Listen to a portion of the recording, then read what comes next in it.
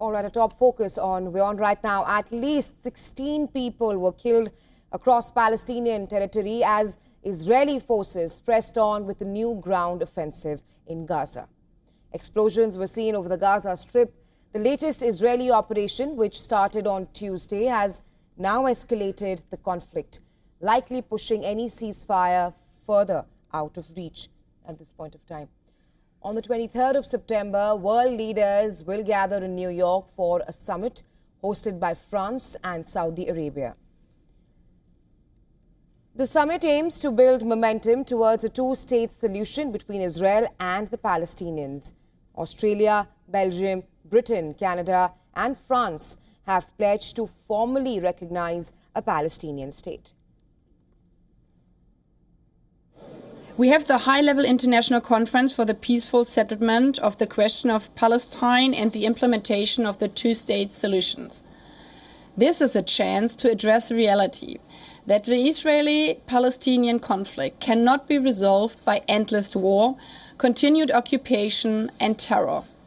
The only way to ensure that both Israelis and Palestinians can live in lasting peace, security and dignity is the two-state solution. Palestinian Foreign Minister said that the planned recognition of a Palestinian state at the UN summit will send a clear message to Israel on its illusions of continuing its occupation of Gaza and West Bank.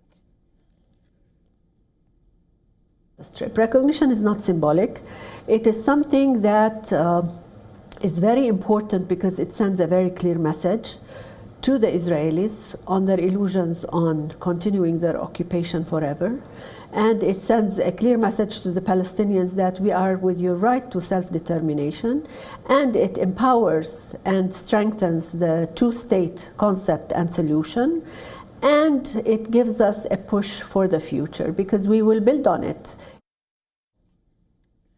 Palestinian President Mahmoud Abbas will not be at the summit in person, but he is expected to appear through video for the summit and his General Assembly speech on the 25th of September. The United States has said that it will not give Abbas a visa.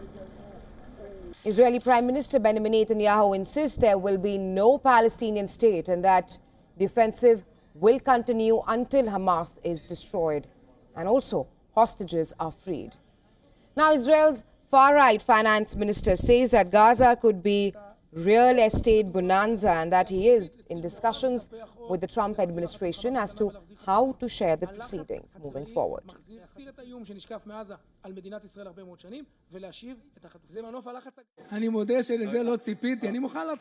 There's a business plan set by the most professional people there is and is on President Trump's table, and how this thing turns into a real estate bonanza. I'm not kidding, it pays off. I have started negotiations with the Americans. I say this not jokingly now because I also demand we paid a lot of money for this war, so we need to divide how we make a percentage on the land marketing later in Gaza.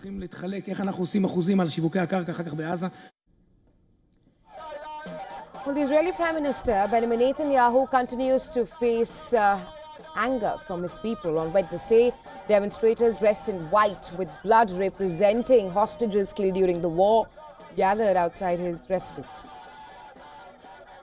They were demanding the Prime Minister prioritize the hostages and agree to a ceasefire.